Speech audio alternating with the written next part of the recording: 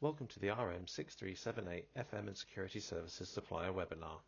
This presentation will cover all of the information that was shared at our face-to-face supplier event on the 1st of July, including the questions and answers provided on the day.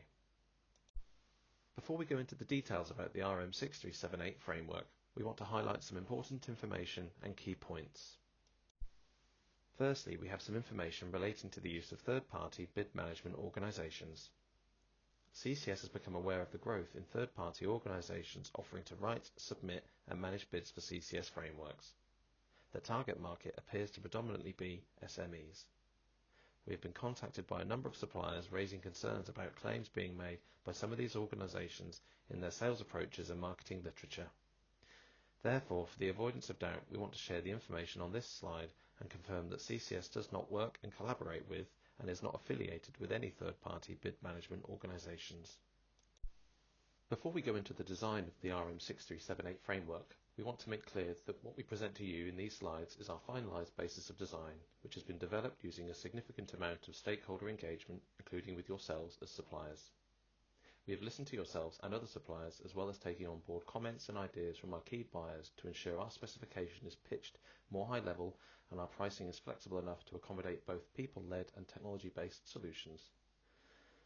Whilst we acknowledge that there may be some tweaks to the design needed once you've had time to review the basis of design, we don't anticipate these being substantial changes to what we present today. Within the FM market, there are some major influencing factors for RM6378 which have really challenged the traditional approach of FM and ensure we allow room for different models and innovative proposals that we are sure will be unearthed during the 8 years of this framework as the technology-led and AI approaches continue to gather pace. With a relatively new government coming into power, there are some key changes to government policy which will potentially impact how FM services are delivered to public sector buyers. Insourcing.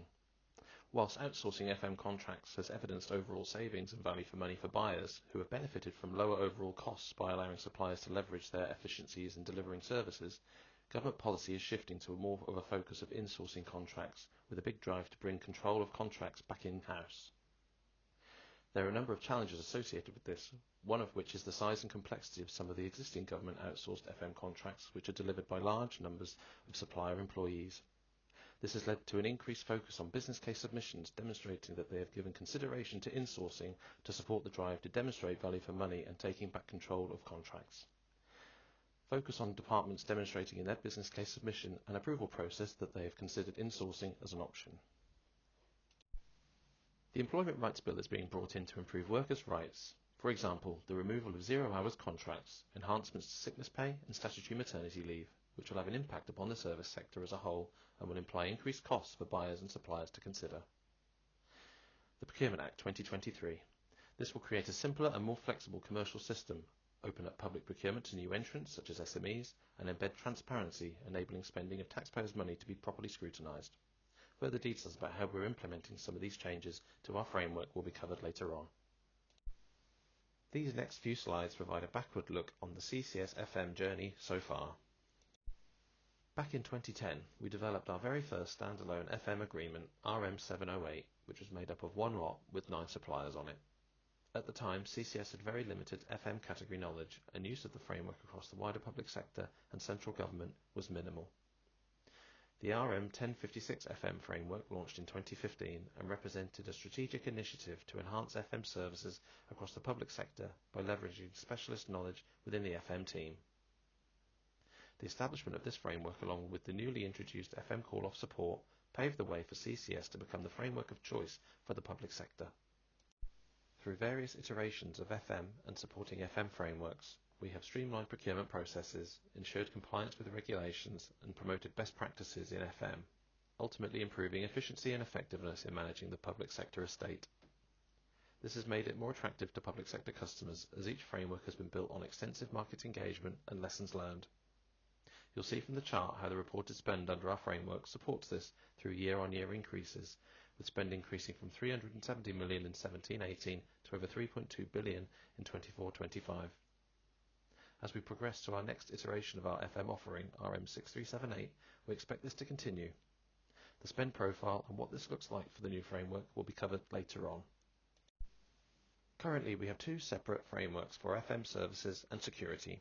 RM6232 and RM6257, whose end dates are closely aligned. The FM and Workplace Services Agreement expires in June 26 and the Security Services Framework expires in April 26. Given the close alignment of their end dates, we decided to explore the possibility of merging the two existing agreements into the future one. There were some obvious benefits to doing this, including alignment with our own internal strategy of using resources more efficiently.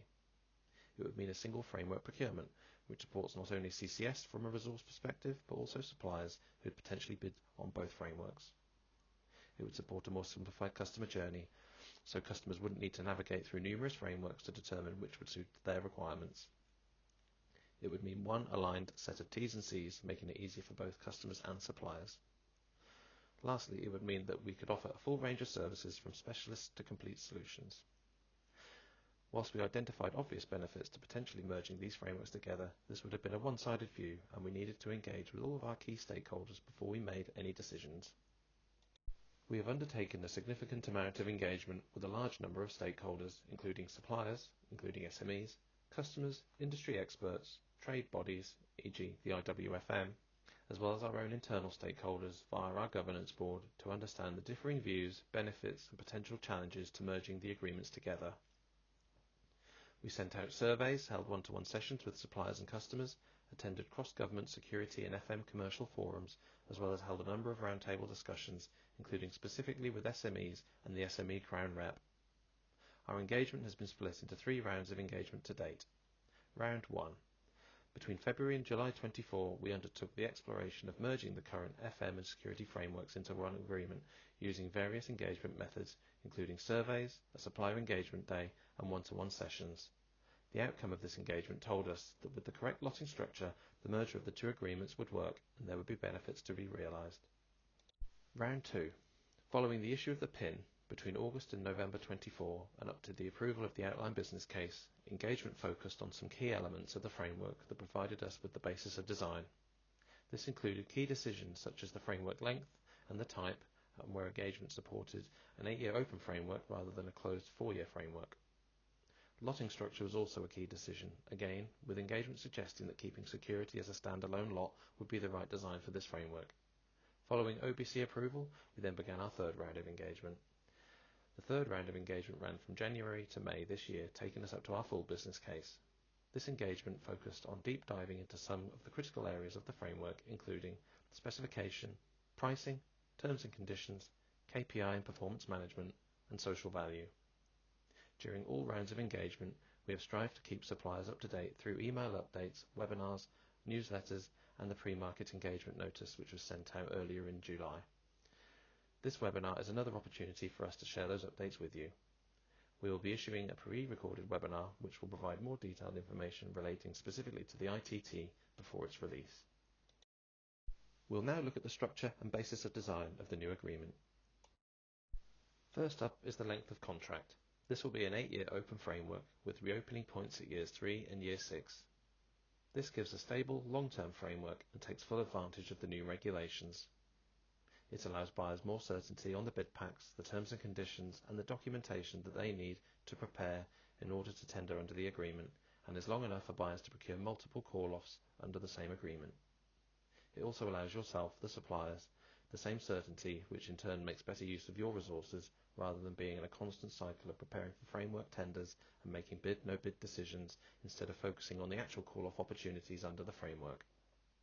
The lotting structure has been formed largely based on the success of the current structure of both 6232 and 6257, but using feedback obtained from suppliers and buyers has resulted in a reduction from 13 lots down to 11. I appreciate we have a lot of new suppliers listening who may not be aware of the current structure, so the next slide will cover this in more detail. Framework indexation will be based on CPI. Market feedback from customers and suppliers indicate that this is the most known, most understood and most predictable. Other indexation calculations were suggested and explored along with CPI to stakeholders, but the majority vote was for CPI. The sourcing playbook suggests use of more specific indices and not defaulting to CPI, however full analysis and engagement was undertaken to come to this decision. The 1-year intervals allow shorter periods before this kicks in, which will avoid the need for suppliers to price in any unnecessary risk premiums due to unknown risk of inflation in the early part of the framework. Terms and Conditions has its own set of slides that follows later on in the recording, but at a summary level, the default position will be that the standard CCS public sector contract, with the option for buyers to utilise NEC4 FM terms and conditions as part of the call-off procedure as the alternative. The specification was previously made up of a number of separate documents, which engagement told us added unnecessary levels of complexity. This time we've merged these into one consolidated document, using the work package headings to make the format and layout clear and easily understandable. To ensure the specification remains current and usable through the 8-year period, we've moved away from naming legislation, industry best practice and government buying standards, and have instead included these in a generic statement that ensures throughout the framework period all current and future standards, policy and processes apply. There is a slide further along that gives a high-level overview of the work packages available in each of the lots. Pricing is also covered in a later part of the presentation. However, broadly, the approach is a continuation of the current pricing approach, whereby we're capturing framework maximum rates using units of measure such as cost per square metre, hourly rates, price per annum, etc. Buyers at call-off will then refine their requirements and provide their building and asset information. Suppliers will be able to compete on the rates at or below their framework maximums.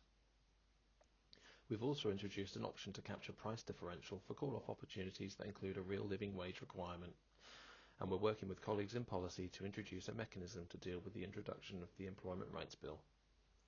In terms of digital capability, the FM Digital Portal has been a huge success for us, supporting buyers in allocation of lots for requirements and for shortlisting suppliers based on high-level requirements, and we'll continue to use this platform in RM6378. So, the lot structure. Lots 1 to 3 are aligned to what is currently covered in RM6232 FM and Workplace Services and is structured into 3 main groups. Bundles of soft FM requirements in Lot 3, bundles of hard FM requirements in Lot 2, and Lot 1 is for when a contract has a mixture of both hard and soft requirements. There are currently 9 sublots in this area in 6232, but this has been reduced to 7 with the removal of 2C and 3C. This is following engagement and also looking at the data held on the number and value of contracts going through the individual lots. It was identified that in both the B lots and the C lots we had a very similar supply base, and this was an opportunity for us to streamline the structure and allow those suppliers to only have to bid once without having any effect on the provisions provided to our buyers. We've also standardised the lot values for simplicity and increasing them to 2 million for the lower value lots, which will allow more contracts to sit in this space and support SMEs in obtaining public contracts and hopefully work with them to enable growth and progress in the market. Lot 4 is what currently sits in 6257 Security Services Framework. There is minimal change in the scope of these lots, but we've taken the opportunity to rename the lots to give clarity to the market of what is tendered under each. Lot 4B is for Security Officer Services and would be used when security is the only provision being purchased, as opposed to when security forms part of a soft FM bundle or a TFM contract.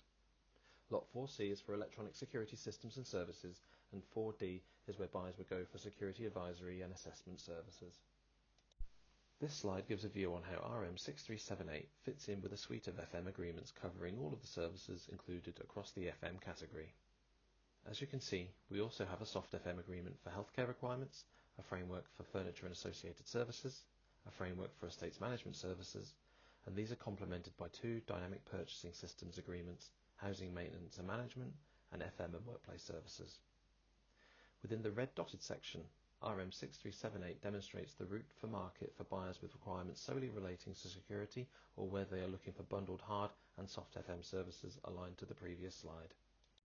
Here is a summary of the work packages included in RM6378, with contract management and mobilisation requirements sitting across all of the lots in a standard format, and then the work packages below showing which of the 4 categories of lots include the provisions. The Competitive Flexible Procedure is a new public procurement method introduced by the Procurement Act 2023, allowing buyers significant flexibility in designing their procurement processes. It supports buyers in meeting their objectives, needs and the nature of their requirement rather than being constrained by prescriptive procedures that may not achieve the best outcome. It gives the ability to buyers to modify, refine and adapt the procedure as it progresses within certain parameters allowable under the Act. It allows buyers to utilise and take advantage of their commercial skills by including stages of negotiation, dialogue, presentations, etc. to procure the right solution and reduce risks. It will enhance and encourage innovation through the possibility of engagement with suppliers throughout the procurement process, including reducing any unnecessary barriers to attract a more diverse range of suppliers, including SMEs, where appropriate. For RM6378, this route to market will be the recommended route to ensure value for money and will be used in the majority of call-off procedures under this agreement. CCS will communicate this throughout the buyer guidance and ensure any award without competition is undertaken under limited circumstances. That moves us on to award without competition, or AWOC. This is what we will all be familiar with over the years as direct award. It is covered under Section 45(4)(b) of the Procurement Act, which has two key criteria. It can be used when there is a core set of terms and an objective mechanism is used for supplier selection. For RM6378, the core terms means that it must be for a standard contract with standard terms, a standard service and framework prices available. The objective mechanism will be an AWOC PQP score, which will be calculated using existing framework information. We will include in our terms and conditions a clear process to be followed and state the parameters. For example, it can only be used for services that have been priced at framework, so a standard service in a standard building. We will also state that the AWOC rates are the framework maximums. This may make buyers question whether this delivers value for money, and is why we'll be encouraging buyers to undertake competitive flexible procedures in the majority of instances. The terms will state how the AWOC PQP score will be formed from the framework quality scores and the AWOC rates. And from the two high-level examples, you will see in each combination of services, different suppliers may be awarded AWOC contracts. AWOC contracts will be offered to the initial supplier for 2 days, and this process will continue until an offer is accepted or the buyer aborts and changes to a competitive flexible procedure. This slide has been included to give a high-level overview of how the process will operate. Full details will be provided as part of the bid pack documentation and will also be communicated in the planned webinar before ITT. It is worth noting that CCS are exploring how we can automate this as much as possible so buyers can self-serve this process whilst keeping supplier information anonymised and confidential. Here we're going to provide you with a high-level overview of the bid pack, which will hopefully allow you to start gathering information prior to the ITT release date. Just before I go into the detail of the bid pack, I wanted to mention the Central Digital Platform. The Central Digital Platform is an online portal which will make it easier for suppliers to find and bid for contracts. There is no hurry for you to register, you only need to register at the point that you want to bid, but it might be worth going through that process and registering now. If you have any issues registering, there are how-to videos and guides on gov.uk. So all of the bid pack is in line with the new Procurement Act. While there have not been significant changes from previous bid packs, there have been name changes to documents. There is no longer a selection questionnaire. This has been replaced by the Procurement Specific Questionnaire, or PSQ. The PSQ has standard public sector questions around areas such as key subcontractor information, corruption and bribery, modern slavery, insurances, accreditations, cyber essentials. It also includes the Financial Viability Risk Assessment, known as the FVRA. The FVRA is a tool used to establish if bidders pass necessary financial checks to gain a place on the agreement. The 6378 framework has been rated gold standard as per the Cabinet Office contract tiering tool. The tool takes into account various criteria, including the potential impact of service failure, the speed and ease of switching suppliers, and the contract value. Gold standard means a comprehensive assessment is carried out, and it assesses the overall financial health of the corporate group, not just the bidding entity. Suppliers will complete the FVRA template as part of the bid submission. Gold standard agreement suppliers are encouraged to provide extra information for assessments such as signed or draft accounts, forecasts, and any mitigating commentary against their financial ratios. Suppliers will be asked to provide the last 3 years' worth of accounts for finance to review. This might be something you can start to prepare for now. The content of the FVRA is validated and reviewed by the CCS Commercial Finance team. We're now going to look at Technical Ability Certificates. In the previous framework, these were known as Certificates of Professional and Technical Ability, or COPTAs. The TAC is where suppliers demonstrate that they have past experience of delivering a contract with a minimum value. Within the TAC, there will be a number of core services that need to be evidenced as delivery as part of the contract. The contracts must have delivered in the last 3 years prior to ITT, or an ongoing contract that you're currently delivering that has been ongoing for a minimum of 6 months. For each of the lots, suppliers will need to provide 2 tags, which meet the minimum value and evidence the core services for each of the lots that you're bidding for. Further guidance on tax will be in the PSQ, and a plea from the team is to please read all the guidance thoroughly to ensure that when you submit the tax as part of your bid submission that they are fully compliant. Now is the time to start reaching out to your customers to let them know of the ask. Moving on now to how we're pricing at framework level. The method we're using, as mentioned earlier, is price per quality point, which is a metric used in procurement to evaluate the value for money of a bid by dividing the price by the quality score. A lower price per quality point indicates better value, meaning you're getting more quality for the price you're paying. It is a model that calculates the price of a single point of quality for each bid that is submitted. So when the bids have been submitted and the compliance has taken place, each supplier will have a PQP score, which will be the tender price divided by the quality score. So the advantages of PQP: it's a simple way to evaluate value for money. Bidder scores are not affected by the other bidders' tenders. PQP provides a clear and straightforward way to assess value by dividing the tender price by the quality score, making the evaluation process more transparent and less susceptible to subjective biases. It is a fair way of evaluating each bid on its own merits. The award criteria. The wording from this slide is taken from the Procurement Act 23. In a call-off procedure, buyers may assess suppliers' proposals, but they must be based only on some or all of the award criteria that was used to assess tenders when the framework was awarded. Section 46.9 of the Procurement Act allows for this criteria to be refined by the buyer. For example, additional sub-criteria may be included by a customer at call-off, or the criteria explained further. CCS should take into account what is suitable to be assessed at framework stage and subsequently at the call-off stage.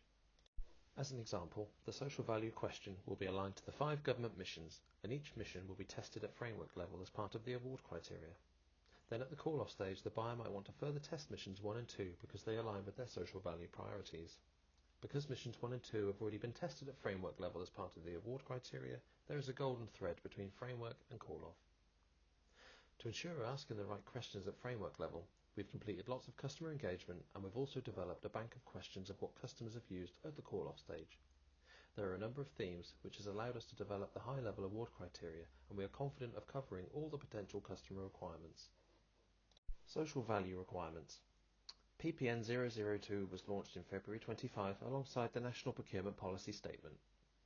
The PPN states that when establishing a framework, the in-scope organisation should agree the realistic social value priorities for the framework from the outset of the planning process. The new PPN has been aligned to the 5 government mission statements: kickstart economic growth, make Britain a clean energy superpower, take back our streets, break down barriers to opportunity, build an NHS fit for the future. The guidance within the PPN states that social value priorities should align with the framework and be proportionate, and at framework level we need to ensure that users can apply the outcomes to call-offs. They should take into account what is suitable to assess at framework stage and subsequently at the call-off stage. We have engaged with customers to determine their social value priorities to ensure that what we're applying at framework is proportionate. Feedback was that all 5 missions were required at framework level and will be tested as part of the social value award question. We then engaged with suppliers to gather feedback and thoughts, and to date, from the suppliers we've engaged with, feedback has been positive that all 5 missions align with the framework. PPN 009, Tackling Modern Slavery in Government Supply Chains. In line with the PPN, we assess the modern slavery risks, and the framework has been rated high risk. Therefore, the modern slavery assessment tool will be mandatory for all lots. Once the framework is live, a modern slavery campaign will be launched for all suppliers awarded a place on the framework. For those suppliers that have never completed an MSAT, there are a number of online tools that can support you. There will also be further requirements in relation to modern slavery outlined in Joint Schedule 5. PPN 006, Taking account of carbon reduction plans in the procurement of major government contracts. We've listened to the feedback from suppliers, including SMEs, and taken the decision that a CRP will only be required for 6 out of the 11 lots. The lower value lots where the annual contract will not exceed 5 million will not require a CRP at framework level. Award questions and weightings. There will be a 15% weighting assigned to the social value and sustainability questions. Social value requirements have been included in the T's and C's in Joint Schedule 5 Sustainability Schedule. We have worked on a set of metrics of how social value will be reported once the framework is live. We worked through the standard reporting metrics from the PPN that are assigned to each of the missions and decided which metrics would be meaningful at framework level. These metrics will be reported on an annual basis on the first anniversary of the framework.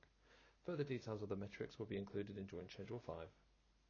Suppliers gaining a place on the framework will provide to CCS an SME VCSE engagement strategy detailing how their organisation intends to retain and develop SMEs and VCSEs within their supply chain. Further details of the content of the strategy will be included as part of the framework launch activities. We're now going to give you an overview of the terms and conditions for the RM6378 framework. So for this agreement, we're going to be using the CCS Standard Public Sector Contract, or the PSC, as you'll sometimes hear it referred to. Some of the benefits of the PSC are that the terms are fully supported by the Government Legal Department, and they are also aligned to the key government policies such as sustainability, social value, and cyber, as well as government policy clauses, for example, prompt payment.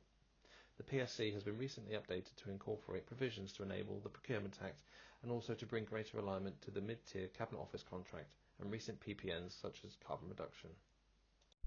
For those of you who aren't familiar with the public sector contract, it consists of the general terms, which were previously called the core terms. This contains the main legal terms for both the framework and call-off contracts and must be used on every contract. The wording of the general terms is fixed and can only be varied by special terms. There are also a number of schedules which are split into framework schedules, which are unique to the framework contract and will govern the relationship between yourselves and CCS. Call-off schedules, these are unique to the call-off contract and will govern the relationship between yourself and the buyer. Joint schedules, these apply at framework and call-off level and will govern the relationship between CCS and yourselves and the buyer as appropriate. The framework award form creates the framework contract between CCS and the supplier, and the order form creates the contract between buyers and suppliers. Both contain the order of precedence to be used in the event that schedules conflict. So we're using the PSC as the default position, and also for this procurement, in order to provide flexibility to customers, we also have the option for NEC4 FM and NEC4 short form FM based on customers' requirements. If customers decide to use this option, the intention is that they will use the contract data as their order form, and we are also working with legal to incorporate key public sector clauses as Z clauses. We are now on to the fourth iteration of this agreement, and as such we're always looking to make improvements to the schedules from lessons learned. We're in the process of working with legal to develop the schedules, so I don't have versions to share, but I wanted to give you a flavour of the improvements that we're looking to make. One of the main ones we've been looking at is our billable works schedule, which sets out how billable works and projects will be dealt with under the contract. We've done quite a bit of engagement around this, so thank you to everyone who's given us their feedback. The feedback has told us that the inclusive repair threshold is an area that could be improved, so we're working on the definition of this to make it clearer, although it's likely that it will remain as per event. Feedback has also told us that REBA project percentages can be confusing to customers and cause ambiguity in contract. Therefore, we're planning to remove these. However, there will still be flexibility for buyers who would like to use them by detailing them within general projects. And then feedback has shown us that buyers do not use all of the billable works tiers, which sets out how many quotations should be sought depending on value. We're therefore planning to reduce these from 4 tiers to 2 tiers, which will be 1 quote or 3, but we will also add in a new customer specific tier for customers to complete at call-off if required to increase flexibility. Another area we've been looking at is exit management, particularly as there's a known government issue around the condition of assets. In view of this, we've strengthened the schedule to include the provisions around ensuring that all assets are recorded and reviewed by the buyer and supplier on an annual basis to ensure that when it comes to the exit of the contract, it won't be as onerous and we're leaving contracts in a better state than when they started. We've also been looking at some of the terminology in the currently named TUPE surcharge schedule, which sets out the TUPE risk premium pricing options. For consistency, we'll be updating the name of the schedule to TUPE Premium and also changing the name of some of the mechanisms. So, for example, the current further competition TUPE Risk Premium will now be known as the Adjustable TUPE Premium, and the cost of change will be amended to the TUPE Management Cost. We will also be updating our Framework Management Schedule, which governs how CCS and suppliers will manage the framework contract and contains a number of framework KPIs that suppliers must adhere to. Previously, some of the KPIs have not been suitable to this type of agreement, therefore we've reduced these and tried to make them more relevant. We will also be including a provision in this schedule that makes it mandatory for the winning supplier of a call-off to share their cost model pricing. Our previous Corporate Social Responsibility Schedule, now known simply as Sustainability, this version has been updated to align more closely with the mid-tier and comes with a new optional call-off schedule offering further provisions to buyers. Feedback from both customers and suppliers was that our previous quarterly social value report, which suppliers must submit, was far too onerous. Therefore, we've reduced the frequency to submit this to annually and simplified this, which should hopefully make it easier for all suppliers to report on. Finally, as we have aligned our intellectual property rights schedule to the Cabinet Office mid-tier contract, which contains a number of options for customers to use, we do need to set a default position at framework level. However, we are currently engaging around this. We'll now look at framework and call-off pricing principles. The top two boxes list the components of pricing that will be captured at framework level. Within the framework service rates box, core services, all suppliers will be able to provide these services, and some of these will be priced at framework level. Additional services, this is optional provision, and these will be priced at call-off only. Units of measure. Alignment of the units of measure to the services is reflective of the engagement feedback that we've received. Framework variables that will be captured. Management and corporate overhead, profit, London location, real living wage and London living wage. The box at the bottom shows the circumstances in which the framework rates and variables will be used as maximum rates and compliance checked against, i.e. when the services are being delivered to the standard regions in the UK to standard specification and T's and C's where the buyer hasn't altered or added to the requirements. Billable works. The process and pricing is being revisited to make this area simpler and the process clearer, including these elements shown on the slide. Building types. The list of buildings covered by the framework has been reviewed and several amendments made based on the feedback received. The refreshed list includes the changes listed on the slide. Indexation. Having reviewed options available for indexation of prices and looked at best practice, we have selected the CPI index as the most relevant and understood index for the calculation of inflationary increases. This slide explains how we are developing templates to capture bidders' framework prices and how they will be weighted before being assessed using an abnormally low and abnormally high analysis and then summarised into a basket price for the PQP calculation. The following 3 slides show all the core services that framework providers must be able to provide and indicates whether they are priced at framework or priced at call-off.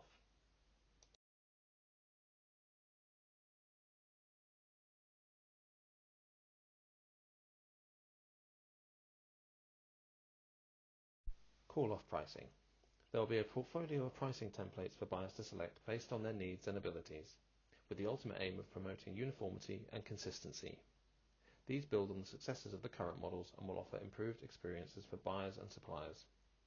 Having the choice of models will enable more customers to self-serve without the need for detailed support from CCS. These models are currently being finalised, and you can see the options outlined here for use within the FM and security lots. Some specific improvements that have been made to the price matrices. Service requirements have been incorporated within the price matrix and not in a separate document. Simplified TUPE cost inputs to include redundancy surcharge. Bidders can include increased costs if buyer requirements are above the framework standard. London location and new real living wage calculations are moved to compliance. Increased visibility for buyers within bids, e.g. the resources being utilised and a view of direct delivery and subcontracted services. Successful bidders will need to share post-award data and resource details. Next steps. Call-off pricing models and guidance are being finalised, and these will be socialised for review and for feedback. We're going to be talking about how we plan to support buyers with KPI reporting and compliance under the Procurement Act 23. Our objectives in this space are to simplify the KPI setting and reporting process, improve clarity and support collaboration between buyers and suppliers. CCS provides buyers with a KPI payment mechanism template that can be used to track performance against KPIs and any KPI credits or earn back that are due each reporting period. The model's been in place for a few years, so we've been working to refresh the model, taking on board feedback and lessons learned to update the model to meet buyer requirements. We aim to assist buyers in understanding and applying KPI metrics aligned to the Procurement Act 23. This will include reporting on performance ratings such as good, approaching target, and requires improvement. We're also looking to update social value KPIs in line with the updated PPNs and the government missions. We're encouraging buyers to provide clear details on what is required to meet each score threshold. This transparency will enable suppliers to understand the expectations of buyers at call-off and strive towards meeting them. We aim to have a model that features fewer tabs, the replacement of complex scoring scales and formulas, and increased ease of modification. This will make it easier for users to navigate and utilise. We're also working on updating our library of KPI examples and providing updated guidance to assist in best practice. We've sent out surveys to gather valuable feedback from both suppliers and buyers. Your insights are crucial to refining the updated process. Based on the feedback received, we have redesigned the KPI model. For example, we've streamlined it by removing KPI categories and shifting our focus to individual KPIs. There are fewer tabs and tables for buyers to populate, and it has been updated in line with the regulations for buyers to specify key KPIs for reporting in contract detail and performance notices. We're also considering incorporating honeymoon or holiday periods for KPIs, allowing for certain flexibilities during the initial reporting stages. We're actively reviewing the existing example KPIs based on feedback, ensuring that they meet the current needs of stakeholders. We're committed to continuous improvement and fostering collaboration and looking at how opportunities for gain share would benefit all parties involved. Looking ahead, here are our proposed next steps. We plan to host a webinar to demonstrate the new KPI model for familiarisation. This will provide a closer look at the changes and how to effectively implement them. More information will be provided once plans have been finalised. The webinar will also serve as an opportunity to discuss the survey responses we've gathered, allowing us to address any concerns and suggestions. Please get in touch with any additional feedback you may have. Your input is invaluable as we continue to refine our process. In conclusion, our efforts to support buyers with the Procurement Act 23 KPI reporting are ongoing, and your engagement is crucial to our success. We're now going to have a specific look at the PFI sector. Looking at the portfolio generally, we have around 665 operational private finance initiative projects within the UK that will expire over the next 25 years. And as you can see, within these portfolio of projects is Department for Education and Department of Health, accounting for just under half of these projects. We've been working closely with both DHSC, NHSE and DFE to understand how we can support them in preparation for expiry. We've developed 4 new lots on the next iteration of our estate management framework, RM6378, which will be awarded in October this year. We realised through the work that we've been doing in this sector that there was a real need to provide a product that has suppliers with PFI experience that can provide professional services for departments that are approaching expiry, ensuring that these customers are in the best possible place when their contract expires and also focusing on the future services. These are complicated contracts with FM services that were designed 25 to 30 years ago and often a significant amount of risk transfer to the private sector, which is ultimately stepped down to the FM supplier. So having a framework that provides professional services that aligns with the National Infrastructure and Service Transformation Authority, or NISTA, guidance is really important. We did a huge amount of engagement last year with the market regarding the estate management framework, and the suppliers and departments really helped shape the design of this offering, including the number of lots and the services included. The basis of design of those lots also aligns with the NISTA Future Services guidance, which essentially sets out all of the activity that a department should focus on when approaching contract expiry of their PFI. They were heavily involved in the development of the 4 PFI lots, which cover professional services such as surveying, business case development, contract and project management services. This slide provides a useful visual, with the blue colours highlighting the health and education projects, which as I mentioned account for just under half of the portfolio. There are over 150 projects which will expire in the next 5 years.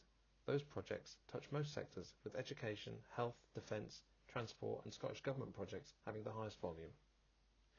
It is important, however, to note that whilst education has a high volume of projects, the value of these projects can vary greatly, and the value of all the education projects in the aggregate is lower than defence projects. And 14 of the MOD projects are expiring in the next 5 years. Why does this matter? This matters because it influences the way these departments will buy and the support that they may need. Departments like Defence Infrastructure Organisation, communities and local government, health and education have indicated that the procuring authorities will require varying levels of support when procuring services, this being driven by PFI experience, CCS procurement experience, team capacity and capability, and budget. We do not yet fully understand the needs of each individual department in detail, but we will continue to work with and engage with the market to understand this and tailor our service offering to support these departments and achieve successful outcomes. I think it's safe to say that up until a few years ago, the focus on expiry on many projects was just that. It was focused on the years prior to the project handing over. There's definitely been a shift in the market in this regard, which has been driven by things like the White-Fraser report, NISTA guidance, and the creation of the Association of Infrastructure Investors in Public-Private Partnerships. I think the NISTA guidance has been instrumental in focusing the minds on handback, particularly expiry handback prep, when surveys should be carried out. We're certainly seeing many more customers coming to us at an earlier stage to procure surveyors to do initial surveys 7 years out from handback in alignment with the NISTA guidance. So it's a complicated landscape, which is why CCS has dedicated time and resources to focus on PFI and to understand what's needed in this space. And I think with the development of the new lots on EMS2 for professional services was needed to provide consistency in the market. This has been welcomed by both public and private sector.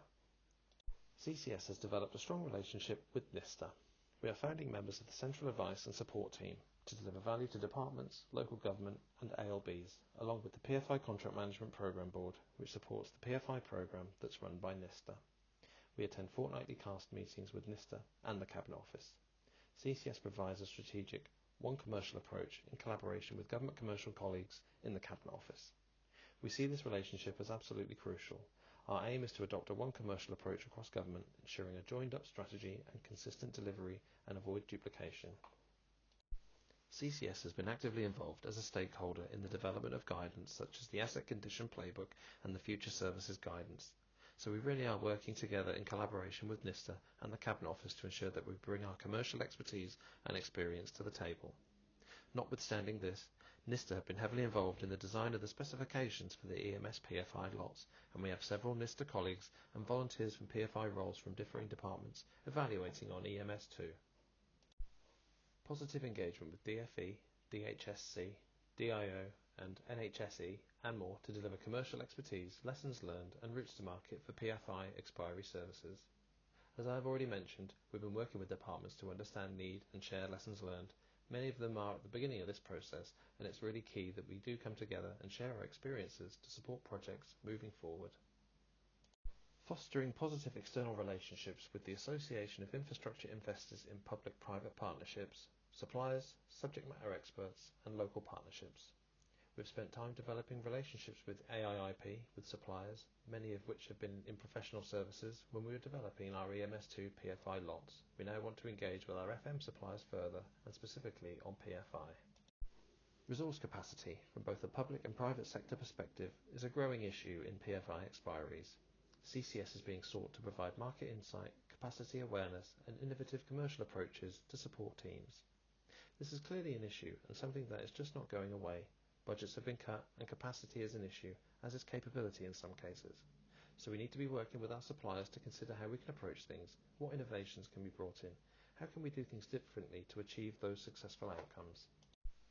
So what does this mean? We need to start engaging with you. We understand a lot of the challenges across the PFI landscape and the risks associated with these projects handing back. However, we want to engage with you and to look at what we can do to support both suppliers and customers on this journey. Ultimately, this is about market readiness and ensuring you have the visibility of what's coming and what this is going to look like. This is something that we're working on with both NISTA, the departments and the Cabinet Office. For example, understanding the value of FM on these contracts is quite difficult as the department pays a unitary charge which encompasses all the costs, including the debt. We're really keen to understand what this looks like and keen to work with you as a supplier if you're on any of these contracts to understand this. So please reach out, we're keen to engage. The mailbox is pfi@crowncommercial.gov.uk. Next, we'll be looking at the customer journey, which includes some information about the Cabinet Office FM controls, the value of opportunities available through the framework, and how the FM support function can support both customers and suppliers. Let's explore the routes for our customers into CCS. We have a variety of pathways for our customers as detailed on the slide. Whilst I don't intend to cover all of these in great detail, I'd like to highlight our suppliers who continue to play a vital role in spreading the word and directing customers to use CCS. As you would expect, another primary route for customers is via retentions. This is customers who've used us before and are looking to use us again. We also have our Customer Experience Directorate up there. This team is responsible for enhancing awareness of what CCS offers, ensuring we reach as many organisations as possible. They play a vital role in generating new business opportunities for us. Another pathway is via Cabinet Office FM controls. The controls team make us aware of upcoming opportunities, and I'll expand a little bit more about the importance of FM controls on the next slide. The aim of the controls is to improve efficiency in FM through the centralised approval of all new, extended or variations to FM contracts. For customers who are already using CCS, this makes that approval process a lot smoother as the controls team has further reassurance that a CCS framework has already gone through a rigorous process during its development and demonstrated value for money. As an example, during the development of the FM Security Framework, we've ensured that it aligns with key assurance metrics such as those detailed on the slide, which include the playbook, greening government commitments, and so on. On the other side of that, if a CCS agreement is not part of a customer's procurement route, the customer will face a lot more scrutiny from the FM controls team to justify why CCS is not their route to market for their FM requirements. It is therefore essential for customers to provide solid reasons if they cannot use CCS. We have a great relationship with the controls team, regularly meeting to ensure full visibility of current and future FM pipelines to support the approvals process for customers. Next, we'll look at the National Procurement Policy Statement. Essentially, the NPPS outlines the strategic priorities for public procurement defined by the UK Government, guiding contracting authorities in achieving value for money, supporting social value initiatives, and supporting the Government's national missions. It has been effective since February 25, and it complements the Procurement Act, reinforcing public procurement as a key tool for delivering government objectives. So, similar to the controls process where CCS is highlighted and customers are scrutinised if they're not using CCS, the NPPS calls out CCS as a potential procurement route to market, highlighting the value for money benefits of using a collaborative procurement arrangement. We hope this encourages a CCS first approach from customers, leading to many opportunities through the FM and Security Framework Agreement. Now, onto the value of opportunities. Before we dive in, I will stress that all the figures shown are still estimates, but as per the slide, we expect approximately £120 billion over the next 15 years based on an 8-year framework with the potential for customer call-offs to extend for an additional 7 years. To break it down, this forecast includes approximately £74.4 billion for retention opportunities and new business growth, around £45.6 billion as headroom for unforeseen growth and emergencies such as those that we faced during the COVID pandemic. Diving deeper into that £74.4 billion figure of retention and new growth, it consists of about 700 contracts. When we analyse the distribution by lot, we can expect the lion's share, approximately £62 billion, to come from total FM, with hard FM around £1.2 billion, soft FM at £4.3 billion, and security at about £6.6 billion. But it's worth keeping in mind that these figures may shift as customers may choose to disaggregate total FM contracts into separate hard, soft, and security contracts. Continuing with the £74.4 billion figure, we estimate that around £44.6 billion will emerge from the defence and security sector, which is by far our largest sector share. Following that, government policy is projected to contribute approximately £17.6 billion. Now, the values are lower for other sectors compared to the other two I've just called out, but as you can see, there is still significant spend coming through. Let's look at our projections for the 8-year framework term. Now, it may seem slow to begin with, especially after some of the other figures I've been mentioning on the previous slides. However, with our current estimates, we're forecasting just under £500 million in year one, with steady year-on-year growth culminating in an estimated total of £20.4 billion over the period of 8 years. So we're still talking about huge spend coming through. As we move forward, we'll be looking to conduct further analysis, and if we can, we'll share further detail and insight into these figures. This slide looks at the FM support team and the influence that they can have on the customer journey. The purpose of the FM support team is to provide a tailored service to assist customer call-off projects. This includes everything from project and strategy planning to specification reviews, bid pack documentation guidance, and crucial compliance support. How can our FM support benefit you as suppliers? They influence the structure of bid packs, ensuring they are clear and compliant. They offer a wealth of procurement expertise, including specialists in pricing and KPIs. Consistency across bid packs so that bidders can easily navigate the framework. Work to ensure realistic timelines for bid pack submissions, allowing for a manageable process. Ensuring accuracy within bid packs, reducing the number of clarification questions. Ensuring that evaluation questions are relevant and that KPIs are both realistic and achievable. They maintain a published pipeline of upcoming contracts which they share with suppliers monthly. This way, you'll always have visibility into what procurements are on the horizon. Ultimately, they aim to make the procurement process as smooth and efficient as possible, not just for customers, but for suppliers as well. The following 9 slides detail the questions and answers that were discussed at the supplier event on the 1st of July.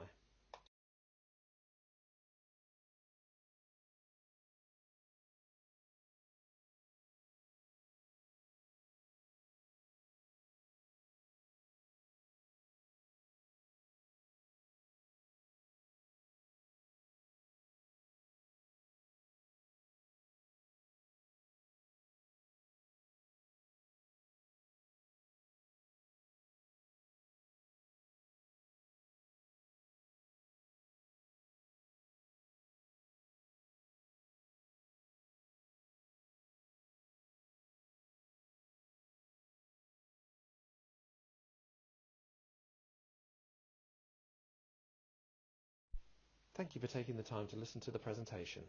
The team will share further information in due course.